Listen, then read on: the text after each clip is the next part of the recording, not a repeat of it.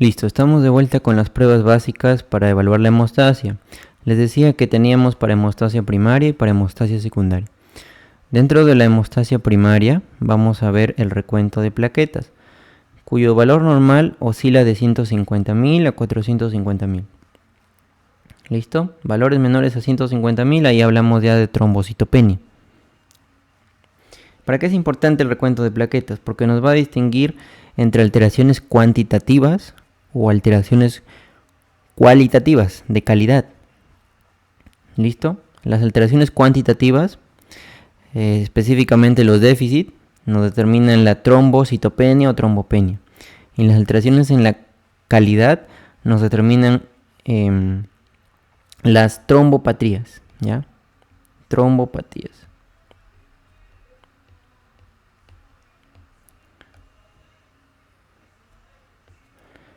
¿Ya? Hemos visto déficit, trombocitopenia, pero también puede haber un aumento, ¿ya? Eso es trombocitosis. Entonces, para eso sirve el recuento de plaquetas. Y si no encuentras alterado nada y el paciente igual piensas que puede tener un problema plaquetario, quizás es un problema de función. Eso es una trombopatía. ¿Ya? Igual te sirve también para distinguir ahí con trombopatías. ¿Listo? Y en ese caso, sí o sí ya puedes realizar un frotis, ¿ya? Para evaluar morfología también de las plaquetitas. Incluso puede haber casos que te salga una pseudotrombocitopenia.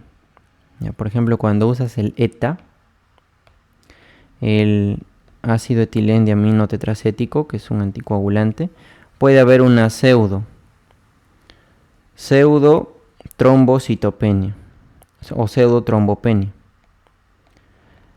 que se corrige con citrato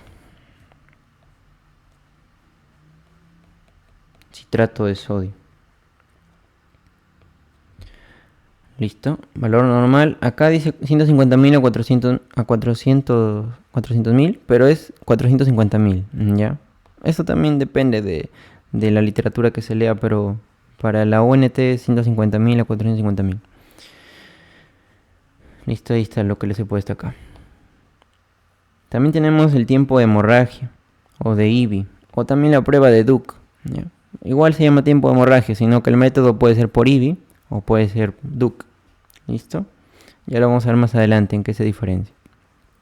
El tiempo de hemorragia de IBI valora la parte de la adhesión, activación y agregación de las plaquetas a la parte del endotelio dañado. Y el valor normal es de menor a 8 minutos. ¿Ya? Algunos mencionan de 3 a 8 minutos. Lo importante es que sea menor a 8 minutos ese tiempo de hemorragia. También se llama tiempo de sangría, lo van a encontrar así.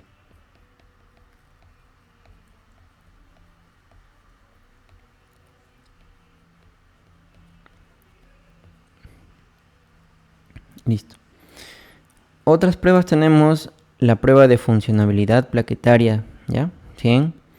En la que se utiliza adrenalina y se utiliza ADP también, ¿ya? Listo. O colágeno también utilizan. Es para evaluar la función de las plaquetitas. Esos aditivos se utilizan. Los niveles de factor de von Willebrand también son muy importantes, sobre todo para la enfermedad de von Willebrand. O la agregación plaquetaria con agonistas, ¿ya? Que puede ser ADP.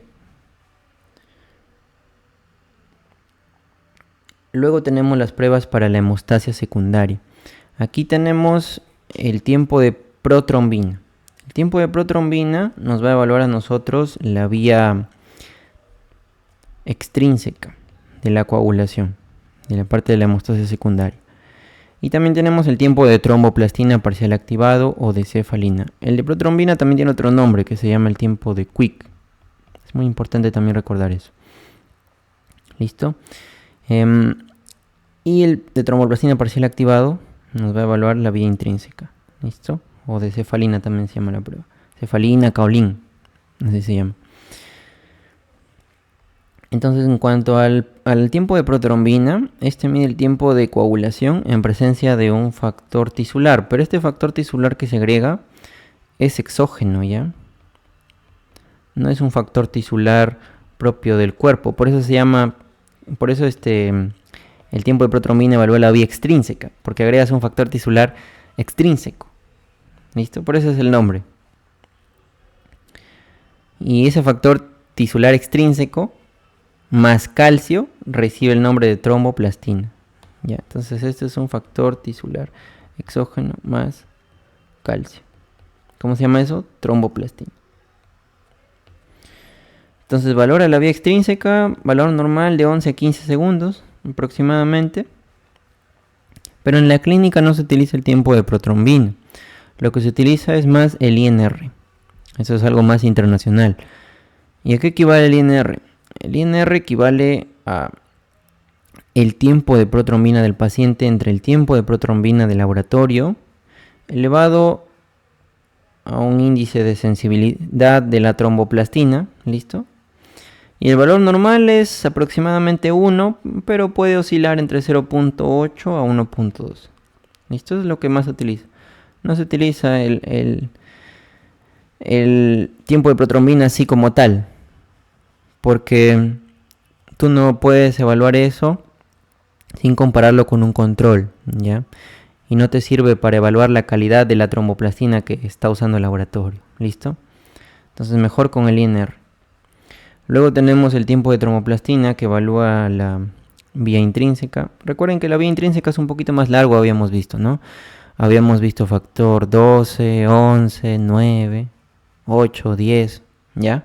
Más largo. En cambio la extrínseca es al toque nomás, es 3, 7 y al toque llega al 10, ¿ya? Entonces, eso es esa parte. Mide el tiempo de coagulación tras activar los factores de contacto. Los factores de contacto ya lo vamos a ver más adelante. Es el otro nombre que recibe los que inician la vía intrínseca. Por eso se llama también vía de contacto. Que justamente depende del factor 2 en un inicio, pero también hay otros factores, ¿ya? Que forman parte de este sistema de contacto. Uno es el quininógeno de alto peso molecular. Quininógeno de alto peso molecular.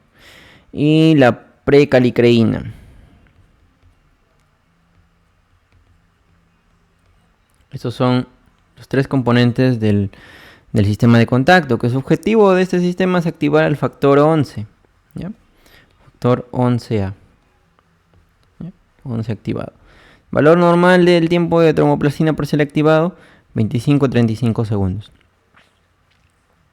Luego tenemos el tiempo de trombina, que este va a depender de la concentración de fibrinógeno, ¿ya? Cualquier alteración del fibrinógeno te va a dar un tiempo de trombina alargado. ¿Listo? Y finalmente, bueno, este también, ¿no? Que ya lo habíamos visto. La prueba de funcionalidad plaquetaria. ¿Listo? Que mide el tiempo que tardan las plaquetas en formar un tapón. Ya lo que habíamos visto. Y se utiliza, ya les había dicho, colágeno, adrenalina, ADP. Pueden utilizar otras pruebas, ¿no? Como cuantificar el fibrinógeno. Y aquí, bueno, les pueden preguntar, ¿no? ¿Cuáles son los niveles normales de fibrinógeno, ¿no? En el cuerpo? Son de 200 a 400 miligramos por decilitro. También lo pueden encontrar como 2 a 4 gramos por litro, ¿no? Que es lo mismo. ¿Ya? Miligramos por decilitro, gramos por litro, fibrinógeno. O también pueden hacer una cuantificación de factores de coagulación aislados. ¿Listo? O pueden ver también la presencia de anticoagulante o inhibidores específicos, que al final lo vamos a ver. Ya, esto sirve más para el curso de laboratorio. Vamos a entrar ahora sí a patologías, ya para terminar con todo este esquemita que vamos viendo. ¿Qué patologías vamos a estudiar? Bueno, aquí están las pruebitas, ¿no? A ver, otra prueba por aquí que quizás se me haya olvidado. Vemos por aquí esto, ¿no? La prueba de funcionalidad plaquetaria 100, que se utiliza colágeno adrenalina o colágeno ADP, ¿ya? Esos aditivos se pueden utilizar para cuantificar fibrinógeno también. Miren, aquí si se dan cuenta están el fibrinógeno como puentes entre dos plaquetitas unidos acá a su respectivo receptor. ¿Cuál es el receptor del fibrinógeno? Habíamos dicho el GP2B, ¿no? 2B3A, ese complejo. Siempre se acuerdan 2B, fibrinógeno. Donde se une el factor de von Willebrand, ¿no? 1B. ¿Listo? Ah, ya, aquí hay otra prueba que me estaba olvidando. Justamente por eso le he puesto ahí esta imagen. Ya. ¿Qué prueba diagnóstica se usa para encontrar deficiencias del factor de Von-Willebrand? Ya. El test de Risto-Cetin. Este se utiliza para, en caso de deficiencia de factor de Von-Willebrand. Listo, no se olviden eso de ahí. Vamos a avanzar. Aquí, estábamos en las patologías. Tenemos alteraciones de la hemostasia primaria en la que se van a alterar, por ejemplo, los vasos sanguíneos. Ya lo vamos a ver más adelante. La alteración de los vasos sanguíneos pueden ser por errores en la formación del vaso o puede ser por una alteración en el tejido perivascular, ¿no? ¿Listo? Tejido conjuntivo perivascular del vaso también puede estar alterado. O también puede ser una destrucción del vaso por un mecanismo inmune o por infección. Listo. También altera. Pero más vamos a estudiar lo que son alteraciones de la hemostasia primaria en cuanto a plaquetas, que teníamos las alteraciones cuantitativas, y les decía, ¿no? Trombocitopenias, más que trombocitosis, porque las trombocitosis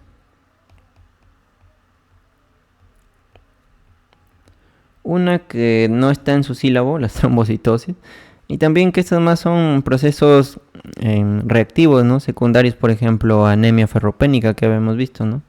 Una anemia ferropénica, inflamación, ¿ya? O a procesos neoproliferativos como son las leucemias, ¿no? Habíamos visto la leucemia mieloide crónica, que había trombocitosis al inicio, en la fase crónica justamente, ¿no? Y después de cuando ya va evolucionando la fase blástica, se hace como una aguda, ¿no? Que hay ya una trombocitopenia. Estos son en cuanto a cuantitativos, ¿no? Entonces hablamos de trombocitopenia cuando las plaquetas están en un número menor a 150.000, habíamos dicho. Una trombocitopenia clínicamente relevante es a partir de menos de 100.000. Esto ya es clínicamente relevante, ¿no? Aquí ya empiezas a buscar más cositas. Clínica. Relevante. Una trombocitopenia que te predispone a mayor riesgo de sangrado después de un trauma, de un evento traumático, es con plaquetas menores a 50.000. Que te predispone a hemorragias espontáneas menor a 20.000. Y si te predispone si estás cursando con una anemia plástica, las plaquetas pueden llegar a menos de 5.000, ¿ya? Entonces estos valores son claves, apréndenlos, ¿ya? Menos de 50.000, trombocitopenia. No hay discusión. Menos de 100.000, trombocitopenia clínicamente relevante. Menos de 50.000, mayor riesgo de sangrado después de una lesión o de un golpe. Menos de 20.000, hemorragias espontáneas. Y menos de 5.000 ya el paciente puede tener una anemia plástica. ¿Listo? Y también tenemos las trombocitopatías, que estos son ya alteraciones en la calidad, función. Acá cae la función de la plaqueta, ¿ya? Cae la función. Entonces, en el caso de que caiga la función, es quizás por alguna alteración de sus componentes, pues que vamos a ver más adelante cuáles son los componentes de las plaquetas, en la estructura de las plaquetitas. Ya. Puede ser, por ejemplo, en este caso puede haber una deficiencia del factor de von Willebrand, enfermedad de von Willebrand, que altera tanto hemostasia primaria como secundaria, ¿no? Porque hemos dicho que el factor de von Willebrand lleva al factor de coagulación número 8. El factor de coagulación número 8 forma parte de la hemostasia secundaria. Pero el factor de von Willebrand también te sirve para la agregación plaquetaria, ¿no? Va a servir para que las plaquetas se adhieran aquí primero, ¿no? Adhesión y agregación sirven, ¿no? Se adhieran aquí al endotelio y después para que se agreguen también, ya vamos a ver más adelante, el factor de von Willebrand. ¿Listo? Entonces altera tanto plaquetas como la parte de hemostasia secundaria. ¿Qué más? un déficit, por ejemplo, de la glucoproteína 1B. Recuerden que la 1B se asociaba al factor de von Willebrand, ¿no? Entonces ahí también se altera la adherencia plaquetaria, adhesión plaquetaria. Ese se llama síndrome de Bernard-Soulier, deficiencia de glucoproteína 1B. Puede haber una deficiencia de la glucoproteína 2B. ¿Listo? Eso se llama tromboastenia de Glanzmann, que también vamos a ver más adelante. Es lo que vamos a estudiar. ¿Listo? ¿Qué más podemos ver por aquí? Bueno, esta imagen correspondía a cómo se regula la fibrinólisis, ¿no? Y los sistemas de anticoagulación, que ya lo vamos a ver más adelante. ¿Listo? Y también los sistemas de procoagulantes, ¿ya? Aquí tenemos algunas proteínas, ¿ya? Aquí están, por ejemplo, los activadores del plasminógeno tisular, plasminógeno urinario, ¿ya? Que esta imagen la vamos a ver más adelante mejor, ¿ya? La explicación de aquí, pero aquí casi no se explica, ya vamos a verlo más adelante. También tenemos alteraciones de la hemostasia secundaria. Tenemos enfermedades congénitas, como son la enfermedad de von Willebrand, las hemofilias. En las hemofilias vamos a ver aquí rápidamente un resumen, ya para que se acuerden. Hemofilia A, hemofilia B y hemofilia C. La hemofilia A es por una deficiencia del factor 8. ¿Ya? La B es por deficiencia del factor 9. Y la C es por deficiencia del factor 11. También tenemos las adquiridas, como son la coagulación intravascular diseminada, que esto sí está en el sílabo del laboratorio para estudiarlo, más conocida como SID. Que más que hemostasia secundaria también debería estar como parte de alteraciones de hemostasia primaria, ¿ya? Porque si bien es cierto dice coagulación intravascular diseminada, pero también se altera hemostasia primaria. ¿Listo? Incluso hay mucha fibrinólisis también. El síndrome antifosfolípido y la hemofilia adquirida. Otras tenemos las trombofilias, alteraciones de coagulación en el embarazo, etcétera, ¿ya? Que vamos a ver más adelante. Ahora sí, pasemos a hemostasia primaria netamente, ¿ya? Para hablar de cada una de estas, primero vamos a hablar de trombopoiesis.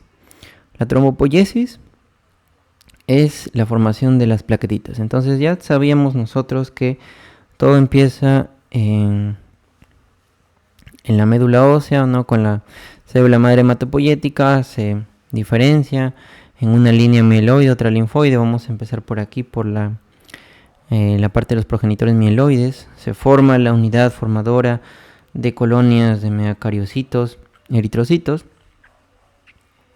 Pasan 21 días y tenemos ahora la unidad formadora de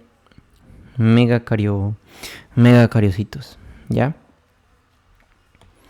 Ustedes saben que los primeros estadios, más o menos hasta acá, ¿no? Hasta la unidad formadora de colonia de megacariocitos, van a expresar en su superficie el CD34, ¿no? Estos de acá no son visibles a la microscopía óptica. ¿Listo? Incluso el que sigue, el megacardioblasto, tampoco todavía no es visible a la microscopía óptica.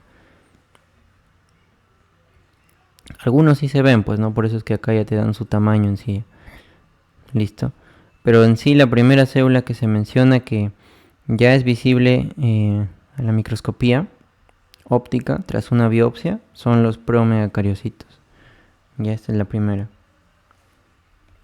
Pero también, si te mencionan el megacardioblasto, también pueden ver, ¿no? Es acá también. Ya. Pero en el libro he encontrado hasta de acá. Acá están los tamaños, que como tú ya sabes, pero en este caso es un poco diferente, ¿no?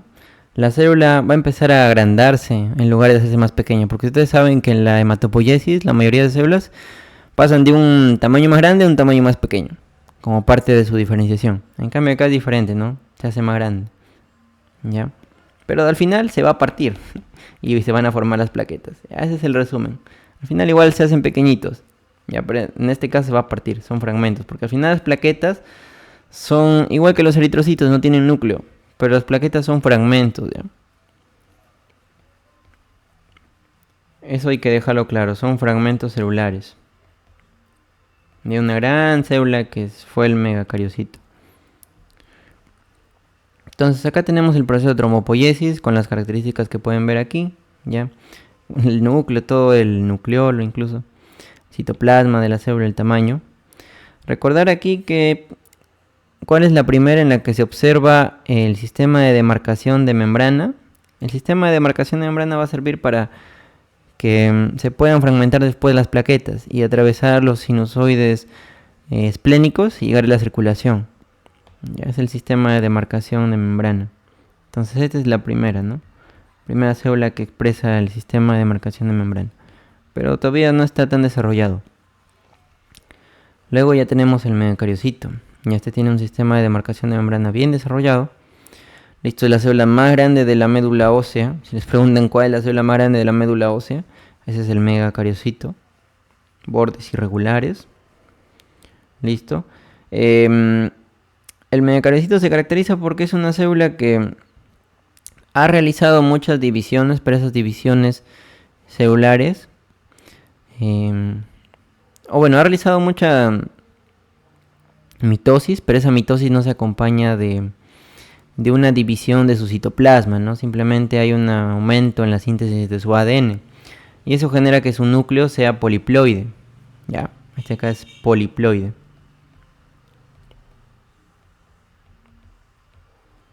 ¿Qué significa poliploide? Que son múltiplos de 2n, ¿no? 2n, 4n, así, etcétera. Más o menos se menciona que llega hasta 16n, pero no creo que eso sea importante para tu formación como médico. La cosa es que te acuerdes que sean poliploides. ¿Ya? Y al final se fragmenta una parte de su membranita. Y esa fragmentación de su membrana forma las plaquetas. ¿Listo? Pero antes, obviamente, de formar las plaquetas, gracias a que tiene un montón de ADN, ha formado todas las componentes proteicos de la plaqueta, ¿no? Lo que sí, la plaqueta sí tiene mitocondrias, ¿ya? Esta acá sí tiene mitocondrias. Tiene un retículo endoplasmático liso. ¿Listo? Tiene bastantes cosas la plaquetita. Granulitos que vamos a ver después, ¿no? Tiene los gránulos. Ahorita vamos en la estructura. Pues los gránulos también es importante. Son dos tipos de gránulos. Gránulos alfa y gránulos delta, gránulos densos, ¿ya? El eritrocito, si recuerdan, no tenía mitocondrias. Y las plaquetas sí tienen. Entonces, ¿qué favorece que el megacariocito ya se fragmente y se diferencie, por así decirlo, en plaquetas, ¿no? ¿Ya? Más o menos, ¿cuántas plaquetas se liberan a circulación? Entre 1000 a 5000. ¿Ya? Acá está sin núcleo ya.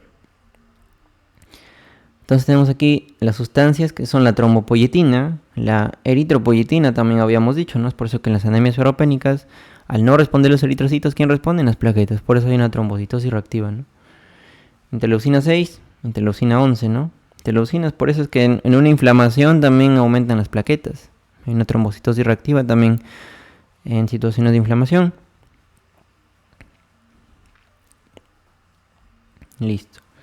Regulación de todo este proceso de trombopoiesis por la trombopoyetina. ¿Dónde se sintetiza esta hormona, ¿no? En el hígado y en los riñones, principalmente aquí, en el hígado. Su receptor es el MPL.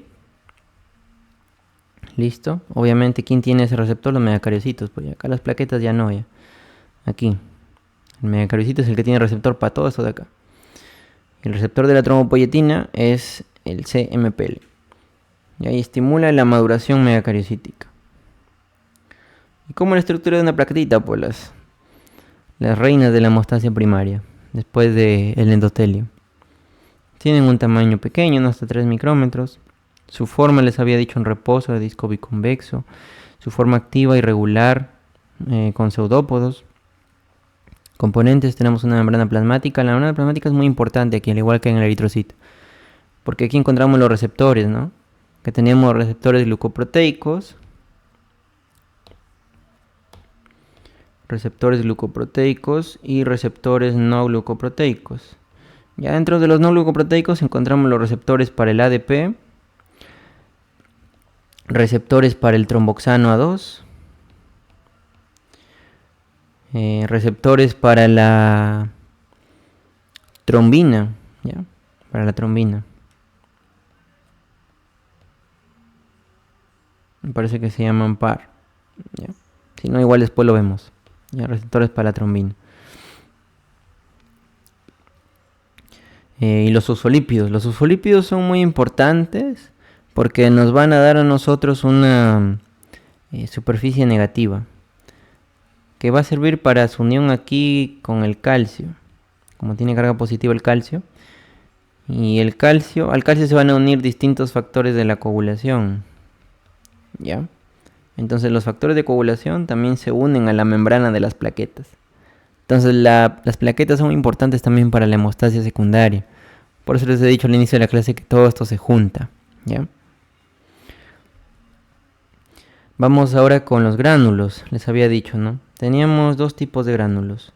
Los alfa, los densos o delta. Y bueno, también tenemos por ahí los lisosomas, ¿no? Que también son como gránulos. Los más abundantes son los gránulos alfa. Estos son los más abundantes. Y obviamente por ser más abundantes tienen un montón de sustancias dentro de ellos. Por ejemplo, el fibrinógeno, tienen fibrinógeno las plaquetas en sus gránulos alfa. El factor de von Willebrand, que habíamos dicho que se sintetiza ahí también en las plaquetitas. Fibronectina. La selectina de las plaquetas, la P-selectina. ¿Ya? Recuerden que hay otros tipos de selectina, por ejemplo la L-selectina, que es de los leucocitos. La E-selectina del endotelio, perdón, del epitelio. Y puede ser no también del endotelio, porque es E, el endotelio es un epitelio. Y la M-selectina, que es del mesénquima. Tenemos la vitronectina, el factor de crecimiento derivado de plaquetas, el factor 4 plaquetario, la trombospondina, factores de coagulación, ¿no? Que son captados por las plaquetas por endocitosis, como son el factor 5, el factor 8, el factor 11. La proteína S, el quininógeno de alto peso molecular, el activador del plasminógeno tisular, el inhibidor del plasminógeno 1, el inhibidor del activador del plasminógeno 1, albúmina, inmunoglobulina G, inmunoglobulina. Cuando hay el déficit de estos gránulos alfa se denomina síndrome de plaquetas grises. ¿Listo? También tenemos los gránulos densos o los gránulos delta. Aquí se almacena el ADP, ATP, GTP, GDP, serotonina, importante. La serotonina también te causaba vasoconstricción, ¿ya? Me olvidé de anotarlo ahí, pero también. O creo que sí lo anoté, ¿no? Como 5-HT. Sí, ahí está, ¿no? Serotonina. ¿Ya? Recuerden que la abreviatura de serotonina es 5-HT, ¿no? Por 5-hidroxitriptamina. El calcio también aquí en los gránulos densos. El fosfato y el magnesio, ¿ya? ¿Cuál es la función de los gránulos densos? La amplificación de la respuesta plaquetaria y el crecimiento del trombo. ¿Listo? Y aquí justo tenemos, ¿no? Lo que más importa, el sistema de membrana interno. El sistema de membrana interno son dos tipos. El sistema canalicular abierto, por el cual, que aquí lo podemos ver, ¿no? Aquí está el sistema canalicular abierto, que aquí, este sistema va a permitir la exocitosis de los gránulos alfa y delta, ¿no? Para la salida de todas las sustancias que hemos visto aquí, ¿ya? Que hemos visto por aquí. Todo eso de ahí. Y también tenemos... por acá está, ¿no? El sistema tubular denso. Este sistema es muy importante porque este va a ser como el retículo endoplasmático liso de la plaqueta.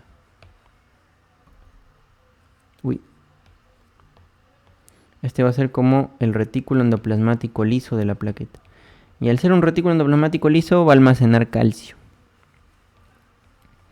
Y ustedes saben que el calcio mueve vesículas, ¿no?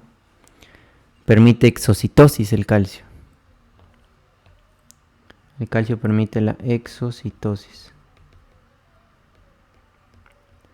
No, una de sus funciones es eso. Aparte que el calcio también sirve como cofactor para la coagulación, ¿no? ¿Ya? Pero el calcio aquí dentro de este retículo endoplasmático liso de las plaquetas, cuando la plaqueta se activa, sale el calcio aquí y aumenta. Aumenta el calcio intracelular dentro de la plaqueta y permite obviamente la exocitosis de los gránulos tanto alfa como los gránulos densos. ¿Listo? Los gránulos densos igual salen por acá, ¿no? Por el sistema canalicular. ¿Ya? Entonces recuerden eso. Dos sistemas de membrana, canalicular abierto para exocitosis de gránulos, tubular denso para almacén del calcio, ¿ya? Como un regulador de calcio dentro de la plaqueta. Cuando este sistema, el sistema tubular denso, se activa, libera calcio al citosol o al intracelular dentro de la plaqueta. Y entonces se activa la plaqueta y puede liberar sus gránulos, ¿no? Gránulos núcleo denso, gránulos alfa. Más abundantes los alfa. También tenemos mitocondrias, lisosomas, gránulos de glucógeno o incluso inclusiones lipídicas, ¿ya? Como se puede ver aquí también, ¿no? Por ahí. Microtúbulos también tenemos, ¿no? Obviamente para el movimiento de las vesículas. ¿Listo? Y los lisosomas con sus enzimas hidrolíticas, ¿no? Sus proteasas. Listo. Vamos a pasar ahora a las fases ya de la hemostasia primaria, ¿no? Que ya estábamos viendo por ahí. Entonces, empezamos con el daño vascular que ya les había dicho. Luego tenemos un primer evento que es la vasoconstricción refleja por el endotelio. Ya habíamos visto los componentes de esa vasoconstricción. Sistema nervioso autónomo simpático. Tromboxano 2. Vamos a escribirlo mejor. Tromboxano 2. Tenemos la serotonina 5-HT. Endotelina 1.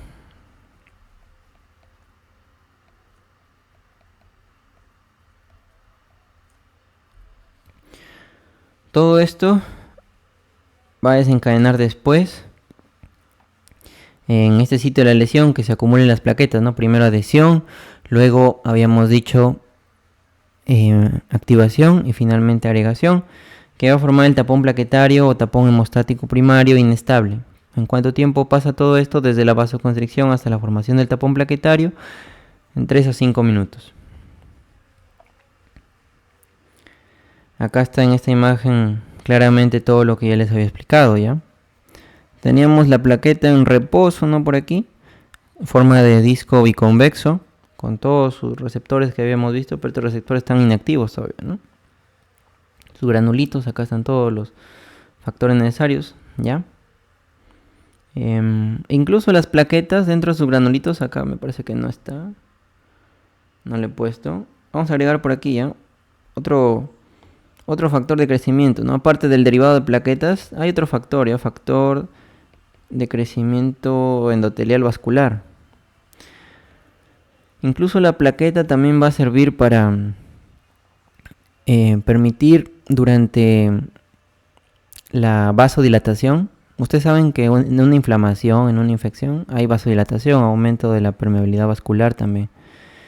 Entonces el endotelio se separa. Empieza a haber aberturas entre las células endoteliales. Y la plaqueta también sirve para que esas células endoteliales se reparen mediante este factor de crecimiento endotelial vascular, ¿ya? Entonces también cuando hay deficiencia de las plaquetitas, como también va a haber deficiencia de este factor de crecimiento endotelial vascular, puede haber problemas también con los vasos sanguíneos, ¿ya? Sobre todo por eso. Es de la explicación quizás algunas enfermedades, ya que vamos a ver más adelante, o algunos síntomas. Aquí tenemos el glicoproteína 1B, que se une al factor de von Willebrand. Ya en la otra diapositiva les he puesto todos los receptores con sus ligandos. Acá tenemos los gránulos densos que almacenan ADP, calcio, habíamos dicho, no ATP, serotonina. ¿Listo? Y la glucoproteína 2B, que se unía al fibrinógeno, está de acá, ¿no? Fibrinógeno principalmente. Ya. Pero vamos a ver después en la diapositiva todos los ligandos de cada una de estas proteínas. Pero así quiero que se acuerden. Entonces, el primer paso se adhiere a la plaqueta. El segundo paso se activan. Se liberan todos los gránulos densos y alfas. Y finalmente, eso sirve para que otras plaquetas vengan aquí y se agreguen, ¿no? Y se forma el tapón hemostático primario. ¿Qué más teníamos por aquí?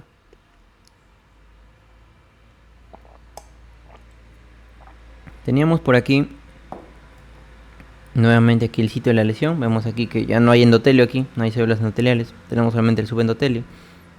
Entonces eso hace que se exponga el factor de von Willebrand, también que se ponga el factor tisular, pero eso lo vamos a ver más adelante, que solamente estamos viendo hemostasia primaria. Vemos aquí esto que es el colágeno, ¿no? Ya, esto es como resortes, colágeno. Tenemos aquí la plaquetita, unida mediante su glucoproteína 2B, perdón, 1B, ya, al factor de von Willebrand que representa esto, ¿no? Como está aquí en la leyenda. Recuerden, el factor de von Willebrand sirve para la adhesión, pero también sirve para la agregación, como vamos a ver ahorita. Pero la principal proteína que sirve para la agregación es el fibrinógeno, ¿no? Que también es un factor de coagulación, el factor de coagulación 1. Acá está el fibrinógeno unido mediante sus receptores aquí, ¿no? GP2B, ¿no? Recuerden, 2B. Listo, pero también acá vemos el factor de von Willebrand entre estas dos plaquetas que están agregadas también, ¿no? El factor de von Willebrand también se puede unir acá, como ven, a la glucoproteína 2B, ¿ya? Y acá está su clásico receptor 1B, factor de von Willebrand y plaquetas. Entonces, el factor de von Willebrand se puede unir tanto a receptores, estos no, que son glucoproteína 2B, como a glucoproteína 1B. Y el factor de von Willebrand, por lo tanto, sirve tanto para adhesión como agregación. Ese es el resumen. Y aparte, el factor de von Willebrand también transporta a este pequeño, ¿no? Que ven por aquí. ¿Quién es este pequeño? El factor de coagulación número 8. Lo está transportando, ¿no? Al sitio de la lesión. Pero también lo protege de la proteólisis. Y acá están los cuerpos de Weibel-Palade, ¿no? Que es a partir del lugar de ahí donde se libera el factor de von Willebrand, ¿no? Pero también tenemos factor de von Willebrand en el subendotelio, pero también aquí, en los cuerpos de Weibel-Palade. O también en las mismas plaquetas. ¿Sí o no? Aquí también tenemos nuevo factor de von Willebrand con su glucoproteína 2B.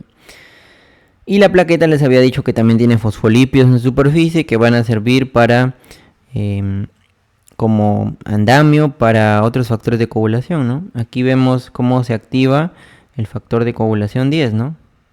Gracias al factor de coagulación 8. Aquí también sería bueno agregar al factor de coagulación número 9. Ya que son el 8 y el 9 los que activan al 10. Recuerden eso. ¿Ya? Junto con el calcio también, recuerden. El calcio. Eso se llama TEN-ASA. O 10-ASA. Complejo 10-ASA o TEN-ASA. El 8 con el 9 más el calcio es la TEN-ASA. TEN-ASA intrínseca, ¿ya? De la vía intrínseca. Porque también hay un TEN-ASA de la vía extrínseca, que es el factor 3 con el 7. Ese es de la vía extrínseca. Activan al factor 10. Y el 10 también se une a la membrana de la plaqueta. Ya por acá lo podemos hacer, ¿no? El 10 activado se une con el 5 activado, más el calcio también siempre por ahí. Y este de acá activaba ¿a quién? Al factor 2, ¿no? Lo transforma en factor 2 activo. ¿Cómo se llama el factor 2 activo? Trombina, ¿no?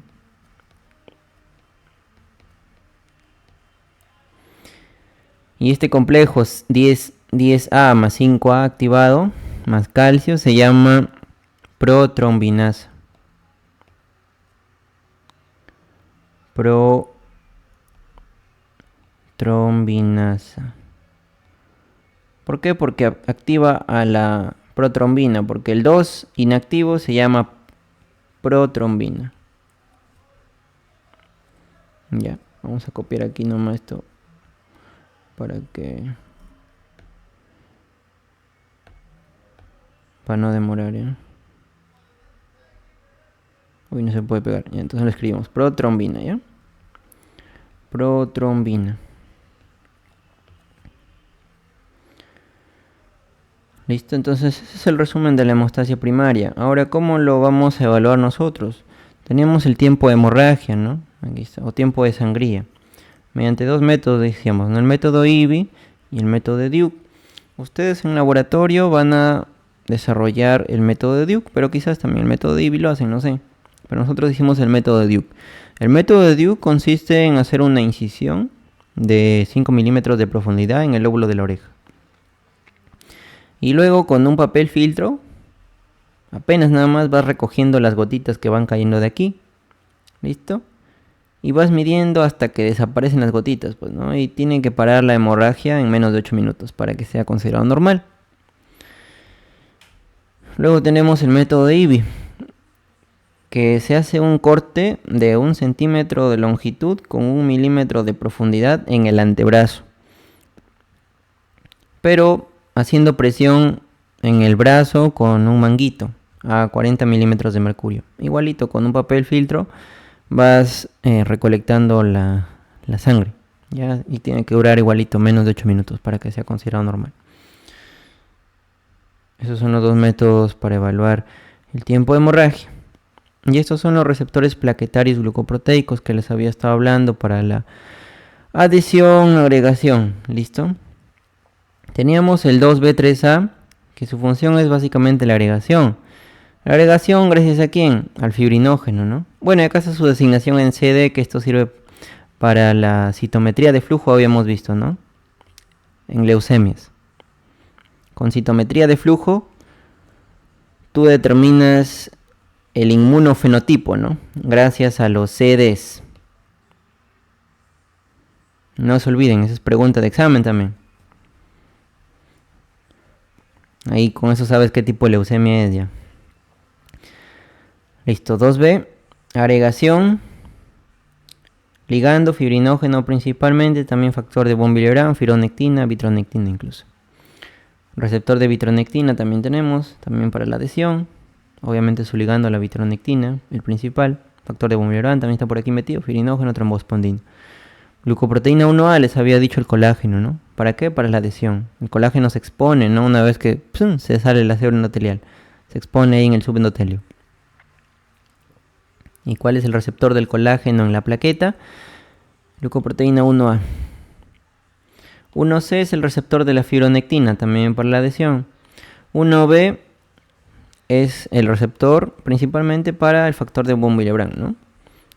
Este sirve para la adhesión y para la agregación. ¿Ya? Entonces, factor de von Willebrand, adhesión, agregación y también para hemostasia secundaria, ¿no? Al llevar el factor de coagulación número 8 para la activación del 10 junto con el 9, ¿no? ¿Listo? Y ahí está también su designación en CD. Glucoproteína 4, ¿ya? O 1 o 1,5, ¿no? O 4 creo, no sé ya, pero ahí está, 4. ¿Ya? Glucoproteína 4. ¿Cuál es su ligando? Colágeno, trombospondina, igual adhesión, agregación. Glucoproteína, pero más para la adhesión esto, ¿ya? Por eso le he puesto un colorcito. El verdecito es adhesión y el verdecito es agregación, más para la agregación, ¿ya? Y el celestito es adhesión, ¿listo? Glucoproteína 6, para la adhesión, ¿ya? Para la adhesión también. Pero también puede ser para la agregación, ¿ya? Pero más para la adhesión, el colágeno, ¿ya? Y así tienen más. Pero las principales ya les había dicho.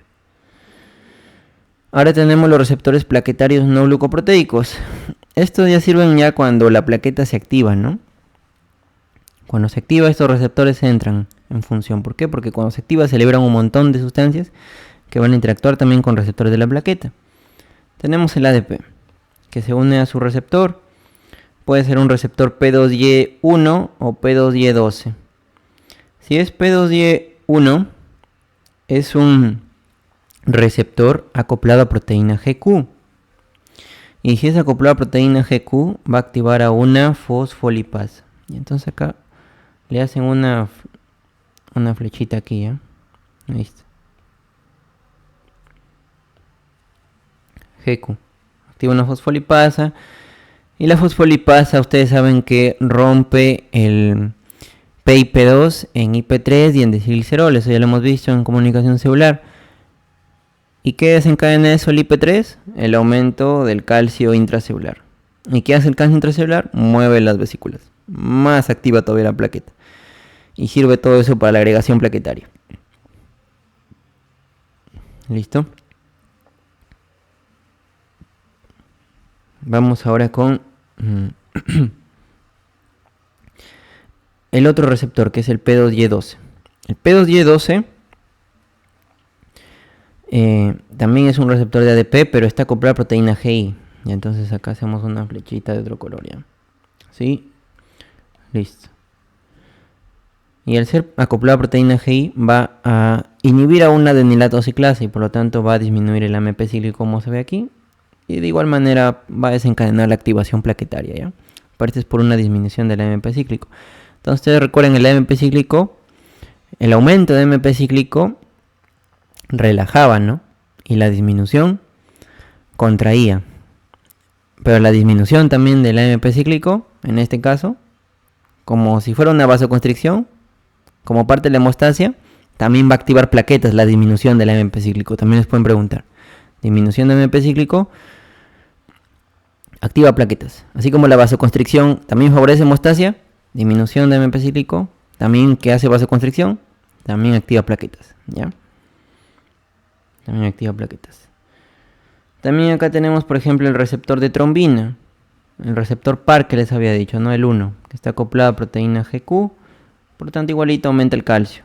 ¿Listo? Y también activa plaquetas. Entonces, una función de la trombina, que es, por cierto, el factor de coagulación 2, habíamos visto, también activa plaquetas. Tromboxano A2.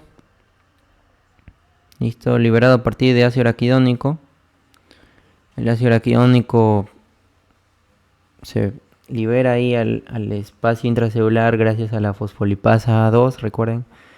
Y luego gracias a la COX ya se forma el tromboxano A2, ¿no? Tromboxano A2 tiene su receptor también acoplado a proteína GQ que va a estimular fosfolipasa, igualito aumenta calcio y activa plaquetas, ¿ya? Igualito acá los otros receptores. Al final lo que se quiere es activar las plaquetitas. ¿Listo? Vamos ahora a pasar finalmente ya al resumen de todo, ¿ya? Fase de adhesión, iniciación, plaquetas en reposo, forma de disco biconvexo, sus receptores al inicio, 1B, 1A, 1A colágeno, 1B factor de von Willebrand, extensión o activación, acá se liberan todas estas sustancias, progránulos alfa, gránulos densos. La plaqueta ya tiene forma acá con su forma irregular con pseudópodos. Listo. Se libera acá también la glucoproteína 2B. Recuerden que esta de acá es fija para la agregación. Por fibrinógeno más que todo. Listo. Tenemos acá la fase de perpetuación ya o agregación. En la que ya, como ven aquí. Uy, aquí me he equivocado y aquí lo corrigen. Aquí es agregación ya.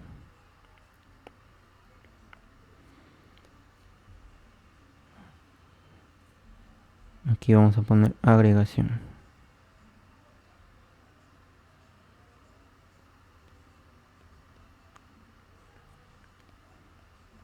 Ya está. Entonces ahí en esa fase de agregación, todos se van a unir a sus respectivos receptores para seguir activando a más plaquetas y que se sigan adhiriendo también más plaquetas, ¿no? Para la agregación es la 2B, ¿no? 2B 3A, ¿no? Es un complejo, pero siempre acuérdense con 2B. Ya, igualito la glucoproteína 4. Y sus otras sustancias, ¿no? Que también se van a liberar aún más en la agregación. La adhesión aquí está.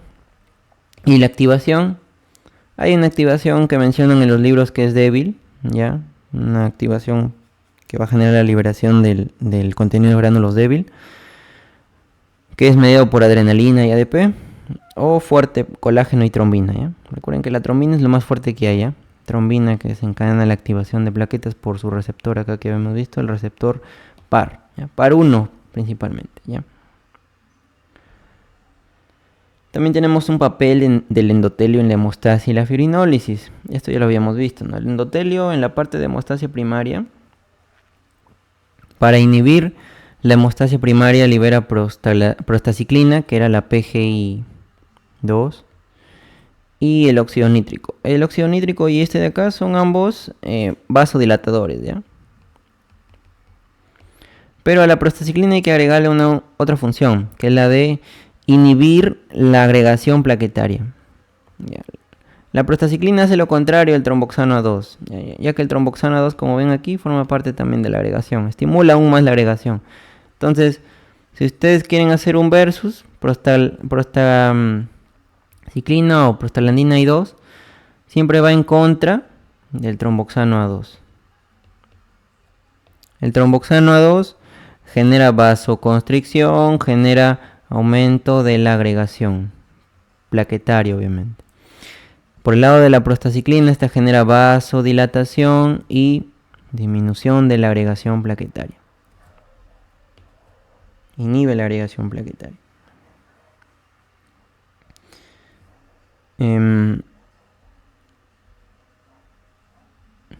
Luego tenemos también que el endotelio aporta estos que son los proteoglucanos de heparansulfato, ¿ya? También liberan estos proteoglucanos de heparansulfato que activa a la antitrombina, ¿ya? Y la antitrombina, vamos a ver más adelante, que va a inhibir a varios factores de la coagulación, entre ellos a la trombina, obviamente, al factor 9, al factor 10, 11 y 12, ¿ya? Inhibe a todo, que esta es la vía de contacto, ¿no? 12, 11, al 10, al 9 también, forma parte de la vía intrínseca, al 2, ¿no? 2 y 10 que son de la vía común, ¿no? Esos son en los heparansulfato, ¿ya? Tenemos la trombomodulina, ya que también es liberada por el endotelio, ¿ya? Todos estos son productos del endotelio, por eso que le he puesto acá en esta diapositiva. La trombomodulina, que va a servir como andamio para la trombina, y la trombina va a activar a la proteína C. Y la proteína C es una proteína anticoagulante, forma parte del sistema de anticoagulación. Y tiene su cofactor, que es la proteína S. Y van a inhibir juntas, ¿no? Pero la enzima es la proteína C. Ese es su cofactor. Inhiben al factor 5 y al 8. ¿Listo? No se olviden esa parte. ¿Qué más tenemos por aquí? Bueno, y la proteína C también tiene su propio inhibidor, ¿no? Inhibidor de la proteína C, como aquí, pero eso no lo vamos a ver aquí en esta parte. Tenemos también el inhibidor de la vía del factor tisular, ¿ya? P de pathway, ¿ya? Inhibidor de la vía del factor tisular, que inhibe obviamente al factor tisular, listo, al factor 7, pero también al factor 10, ¿ya? Eso lo vamos a ver en otra diapositiva también. Tenemos también que el endotelio, ¿qué más libera? Libera el activador del plasminógeno tisular. Este va a activar al plasminógeno en plasmina, ¿no? Y la plasmina va a degradar a la fibrina en productos de degradación de la fibrina, que lo van a ver ustedes como PDF, ¿ya?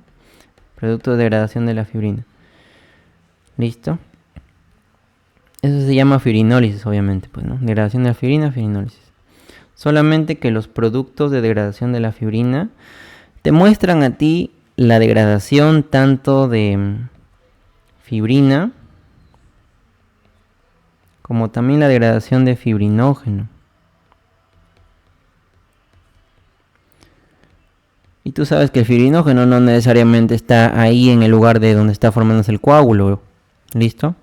Puede estar también en otros lugares. Por eso que los productos de degradación de la fibrina no son algo específico de un coágulo. En cambio, hay otro que también es un producto de degradación de fibrina, pero es más específico. Este de acá es inespecífico.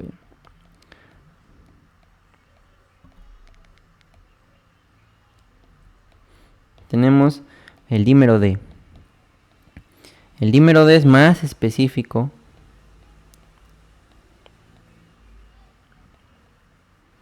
Sus valores normales tienen que ser menor a 500 nanogramos por mililitro. Y el dímero D sí te representa netamente la degradación de la fibrina. Y de la fibrina estable todavía. Esa fibrina que ya se estabiliza gracias al factor 13. Fibrina estable, o también le llaman fibrina insoluble.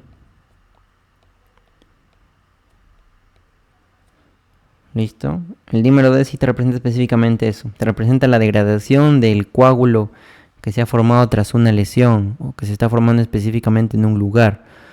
No de la degradación del fibrinógeno que puede estar soluble por ahí por la sangre. No, sino sí o sí de un coágulo. Entonces, este sí es un marcador mucho más específico para enfermedades que tengan que ver con trombosis venosas. Por ejemplo, la trombosis venosa profunda o la tromboembolia pulmonar. Son marcadores para estas enfermedades, ¿ya? Enfermedades trombóticas. Ya. Algo más que me olvidé de mencionar por acá, creo que no lo mencioné acá, el clopidogrel, que lo había mencionado creo anteriormente, es un inhibidor de el receptor P2Y. Y entonces el clopidogrel va a inhibir este receptor y por lo tanto se considera un antiagregante, ¿no? Antiagregante plaquetario.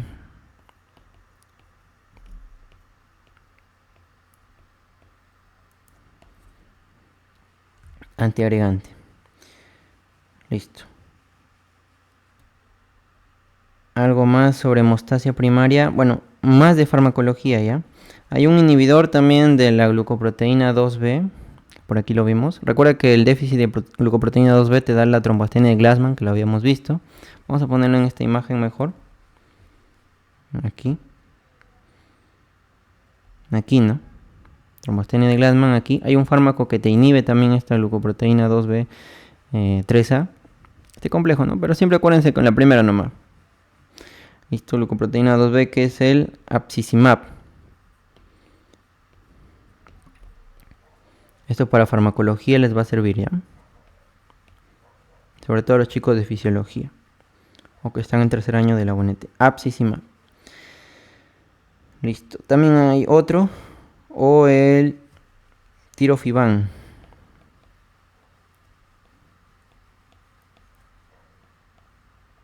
Tirofiban. Apiximab, tirofiban. ¿Qué más? Algo más siento que me olvidó. Ah, ya, aquí también me estaba olvidando de esto. Esto de acá no lo mencionamos. ¿No? Ustedes se preguntarán qué es el ADAM-TS13. El ADAM-TS13 es una enzima sintetizada por el hígado, ¿ya? En las células de hito. ¿Ya? Las células de hito van a sintetizar esto. Células de hito del hígado. También hepatocitos. ¿Ya? Que va a degradar el factor de von Willebrand. ¿Listo? Aquí vemos, ¿no? Que está degradando. No deja que este factor de von Willebrand se polimerice. Porque si no, también podría haber una alteración ahí. ¿Ya? Por ejemplo, hay una enfermedad que es causada por una deficiencia de este ADAM-TS13. Es el que degrada el factor de von Willebrand. Y esa enfermedad es la púrpura trombocitopénica trombótica, ya que también lo vamos a ver en este capítulo de la sangre que estamos estudiando. ¿Listo? Entonces, creo que con eso estamos todo. Ya te he mencionado la aspirina. La aspirina, recuerda que es un inhibidor irreversible. ¿Dónde lo puse la aspirina? Creo que por aquí, ¿no? También te preguntan un poco de eso. Bueno, decíamos que no permitía la formación del tromboxano A2, ¿no? Recuerda que la aspirina, ¿ya? El ácido acetil salicílico es un inhibidor, ya, vamos a poner acá, inhibidor de la ciclooxigenasa 1 y 2, ¿ya? De la COX, se llama COX, ciclooxigenasa 1 y 2. Son inhibidores irreversibles, ¿ya? Aspirina. Ya, se usa justamente para prevenir la formación de trombos por la rotura de una placa aterosclerótica. Ustedes saben que la aterosclerosis es una enfermedad en la que se va acumulando una placa lipídica y esa placa lipídica se necrosa y se puede romper y lesiona el endotelio. Y si hay lesión del endotelio puede haber formación de trombo. Y si ese trombo se forma en una arteria coronaria, puede obstruir la arteria coronaria. Y para evitar eso, para evitar que se forme un trombo, el paciente que tiene tendencia a hacer esa cardiopatía isquémica se llama, porque puede generar isquemia del miocardio, empieza a tomar aspirina, pues, ¿no? Como profilaxis. Ya, entonces, esa es la parte clínica que me faltó agregarles. Ya, no se olviden. ¿Qué más podríamos agregar aquí?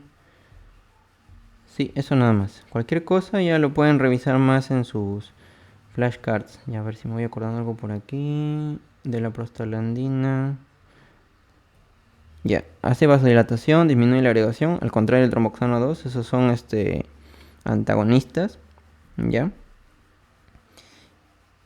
Hace vasodilatación porque relaja el músculo. Ya, relaja el músculo liso del vaso, pues, ¿no? Pero en el útero hace lo contrario, ¿ya? En el útero. Vamos a dibujar por acá tu útero. Este es el útero. También para ir adelantando un poco fisiología. En el útero,